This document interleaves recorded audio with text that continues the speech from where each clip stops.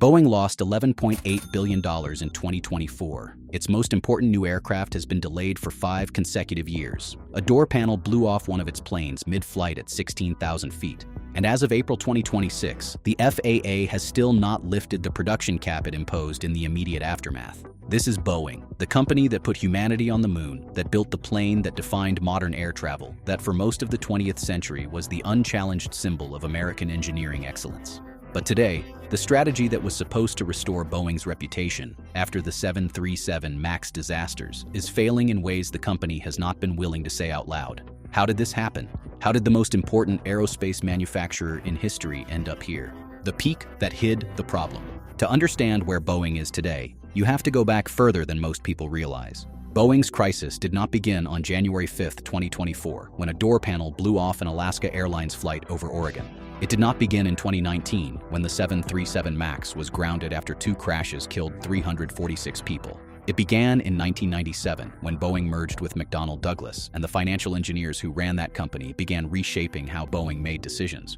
For most of the 20th century, Boeing was run by engineers. The people at the top of the company had spent careers building aircraft. Safety and quality were not slogans. They were the culture. Boeing's 747 had revolutionized air travel. The 777 had redefined the wide-body market. The company's reputation was the product. After the merger, that culture began to change. McDonnell Douglas executives moved into Boeing's leadership. The focus shifted from engineering excellence to shareholder returns. Manufacturing was outsourced to reduce costs. Quality control was reorganized, restructured, and reduced. And the people who raised concerns about what was happening found that Boeing was no longer the kind of company that wanted to hear them. That transformation took decades to fully reveal itself. When it did, the revelation was catastrophic. The crashes that changed everything. In October 2018, Lion Air Flight 610 crashed into the Java Sea 13 minutes after takeoff. All 189 people aboard were killed. In March 2019, Ethiopian Airlines Flight 302 crashed 6 minutes after takeoff. All 157 people aboard were killed. Both aircraft were Boeing 737 MAX jets. Both crashes were caused by the same automated system, MCAS, pushing the nose of the plane down based on faulty sensor data. Both flight crews fought the system and lost. The 737 MAX was grounded worldwide for 20 months. Boeing paid $2.5 billion to settle a criminal fraud charge with the U.S. Department of Justice. The settlement included a deferred prosecution agreement that meant Boeing admitted to deceiving regulators about the MCAS system without facing criminal conviction.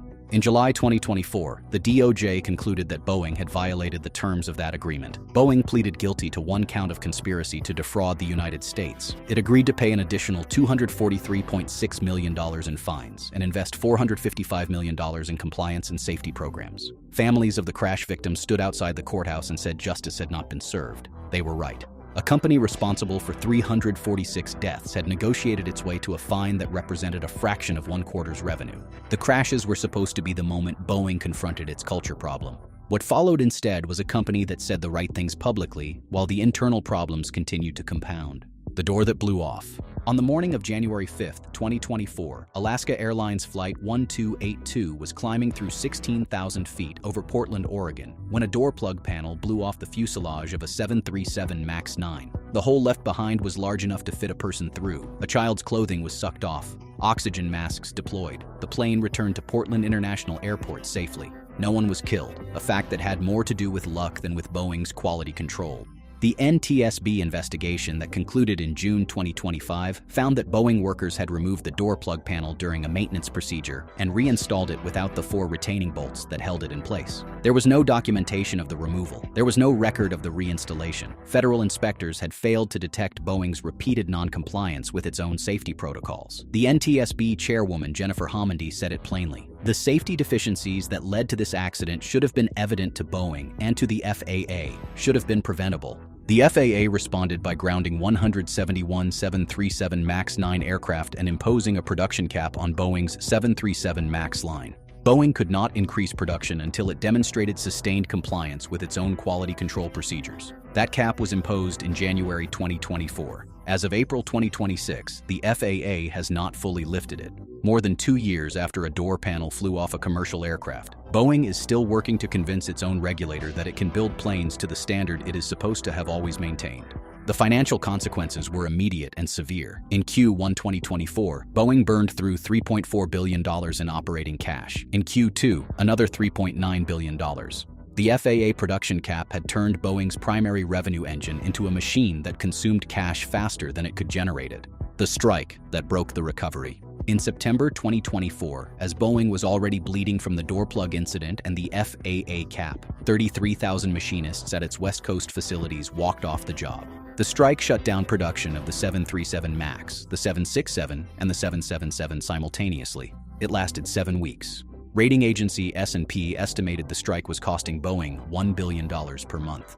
Boeing's cash reserves, which had already been depleted by the operating losses of the first half of 2024, were draining at a pace that threatened the company's investment-grade credit rating. A credit downgrade would have increased Boeing's borrowing costs at precisely the moment it needed to borrow more. New CEO Kelly Ortberg, who had taken the job just weeks before the strike began, sent a message to all employees in October 2024. "Our business is in a difficult position," he wrote, "and it is hard to overstate the challenges we face together." He announced that Boeing would cut 17,000 jobs, 10% of its total global workforce. Executives, managers, and employees would all be affected. The workforce reductions would be implemented over months, without specificity about which facilities or divisions would bear the largest cuts.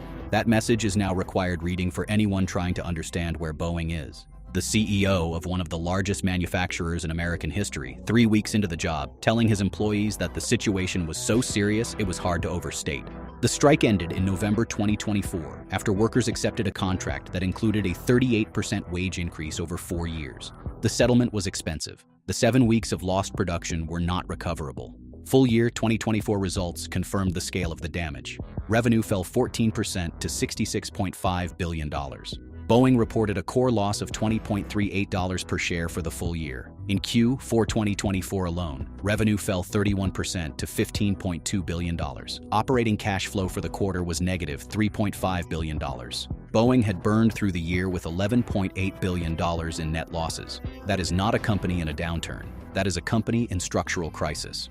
The plane that was supposed to fix everything. Boeing's answer to its financial crisis, the product that was supposed to restore confidence, generate revenue, and prove that the company could still build the world's best aircraft, was the 777X. The 777X was originally supposed to enter service in 2020, then 2021, then 2022, then 2023, then 2025, then 2026. In October 2025, Boeing took a $4.9 billion charge against the 777X program and announced the delivery timeline had slipped to 2027.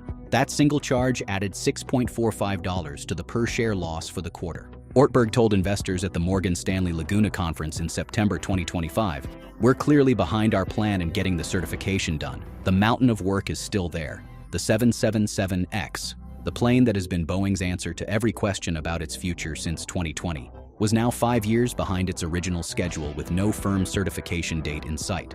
Lufthansa, the launch customer for the 777X, told investors it no longer expected to receive its first jet in 2026. Emirates, which has the largest 777X order of any airline, has been waiting for an aircraft it ordered years ago and has expressed frustration publicly. Every month the 777X remains uncertified is a month Boeing cannot generate the revenue it needs to fund its recovery. In Q3 2025, Boeing reported a loss of $7.14 per share, driven almost entirely by the 777X charge. The plane that was supposed to be the solution had become another $4.9 billion problem. The defense division that is also failing. Boeing's crisis is not limited to commercial aircraft. Its defense division has become a second front in a war the company is fighting on too many fronts simultaneously. The KC-46A aerial refueling tanker, built for the U.S. Air Force, has been plagued by defects since it entered production. The remote vision system, the camera system that replaced the traditional boom operator window, was rejected by the Air Force multiple times for technical failures. Boeing recorded losses on the KC-46A program in multiple quarters through 2024 and 2025. The program has cost Boeing billions more than its original fixed-price contract anticipated, and the Air Force has levied financial penalties for the deficiencies. The T-7A Red Hawk trainer aircraft, also on a fixed-price contract, has experienced similar overruns. The VC-25B, the next Air Force One, has been so severely over budget that Boeing disclosed in 2024 it expected to lose approximately $2 billion on the contract before the two aircraft are delivered. The pattern across Boeing's defense programs is the same pattern that caused the commercial aviation disasters. Fixed-price contracts won at unrealistic bids, engineering challenges that were underestimated, and a culture that did not surface problems quickly enough to address them before they became catastrophic losses. In 2024, Boeing's defense division reported an operating loss of $5.4 billion. The division that was supposed to provide stable government-funded revenue as a counterweight to the volatile commercial business had become a second source of billion-dollar losses. What comes next? Boeing is not going bankrupt. The company's backlog of $636 billion, including more than 5,900 commercial aircraft on order, is the largest in the industry's history. Airlines around the world are desperate for new, fuel-efficient aircraft, and the global commercial aviation market has only two major suppliers. Airbus is capacity-constrained and cannot absorb Boeing's customers even if it wanted to. Boeing's survival is structurally guaranteed by the same duopoly that enabled its decline. But survival and recovery are different things.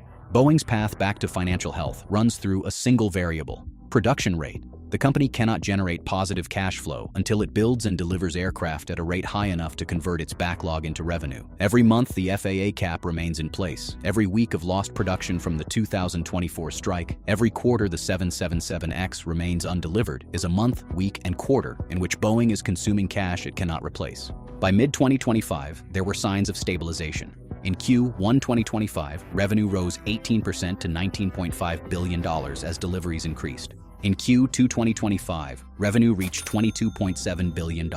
The operating cash flow in Q2 was positive for the first time in over a year, at $200 million. In Q3 2025, the company generated positive free cash flow of $200 million despite the $4.9 billion 777X charge. Ortberg has said Boeing's goal is to return to sustainable positive free cash flow. He has declined to give a specific timeline. That caution is appropriate. The same company has missed its own timelines on the 737 MAX recovery, on the 777X, and on its defense programs repeatedly enough that any new commitment would be met with justifiable skepticism. What remains is a company whose reputation, the most valuable asset it had, has been damaged in ways that cannot be repaired by a single quarter of positive cash flow. Airlines negotiate aircraft purchases years in advance. They remember which manufacturer delivered on time, which one told them a plane was safe when it was not, and which one sent workers to testify before Congress about a door panel that fell off at 16,000 feet. Boeing has the orders. It has the backlog. It has the structural protection of being one of two suppliers in a market the world cannot do without. What it does not yet have is a demonstrated record of building aircraft to the quality standard it claims to maintain. Until it does, the financial recovery will remain as fragile as the bolts that were supposed to hold that door in place.